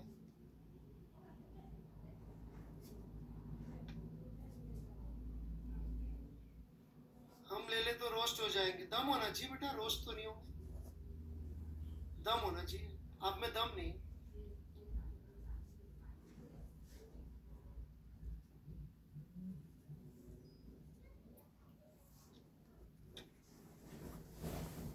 इतनी तो मेरी डिसेंसी है कि यदि मेरे से कभी गड़बड़ हो जाती तो मान लेते। प्रॉब्लम ये है स्टूडेंट्स में दम नहीं। हाँ, कुछ समय तक अनडिफाइंड रहे, कुछ समय तक, जब तक पूरा मिक्सचर नहीं हो जाता। जब पूरा मिक्सअप हो जाएगा तब 2 लीटर हो जाएगा। लेकिन for some instants you cannot नॉट डिफाइन। जैसे एचसीवी का एक क्वेश्चन ऑब्जेक्टिव सवाल है, ध्यान से सुनना, कि ठंडा पानी है 10 डिग्री सेल्सियस का, इसमें एक ढक्कन 70 डिग्री सेल्सियस का पानी डाल दी, या एक मग्गा 70 डिग्री सेल्सियस का पानी डाल दी। नहीं, इस चैप्टर में नहीं, किसी चैप्टर में होगा मुझे याद। तो जैसे ये पानी डाला वैसे ही बताओ इसका टेम्परेचर कितना है।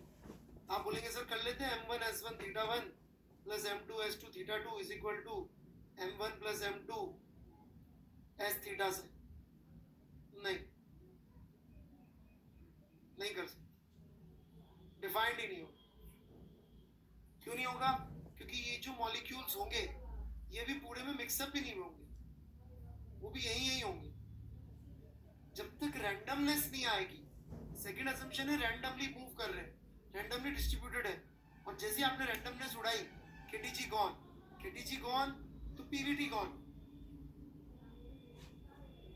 ये मॉडल बेस्ड है रैंडम होने पे, रैंडम मोशन। रैंडम नहीं, मॉडल नहीं, मॉडल नहीं तो पी नहीं, बी नहीं, टी नहीं, कुछ नहीं।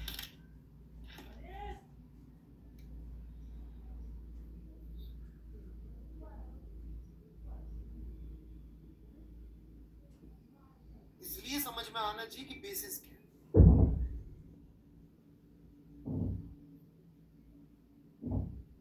क्लियर है बिल्कुल?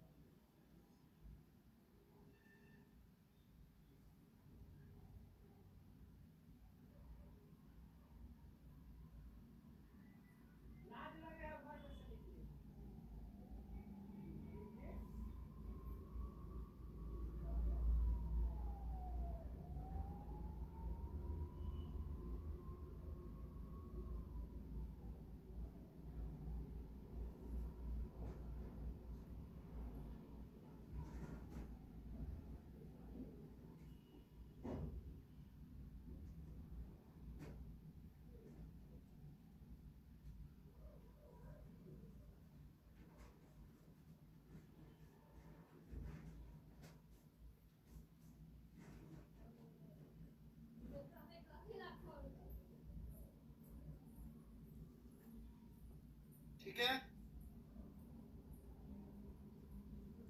विनीत जी रिपीट का बड़ा अच्छा ऑप्शन है यहाँ पे, पीछे ले जाइए, सुन लीजिए। यार जब भी मुझसे लोग पूछते हैं सर मैं पूछूं क्या, यू क्यों नहीं बोलते कि सर आप आंसर जो दो ना सर वो अच्छा होना चाहिए सुनने में, बुरा वाला आंसर मत देना। तुम्हें जो चाहे पूछने की आ जाती है, मुझे जो चाहे आंसर देने की आ जाती है। ऐसा नहीं रख सकते क्या फिर? फ्रीडम आपकी भी, फ्रीडम मेरी भी, दोनों मस्त रहो।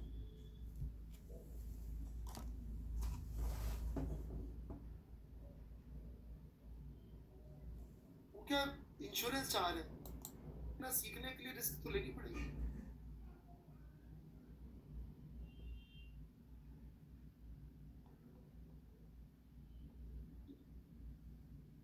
चलिए जी, धन्यवाद।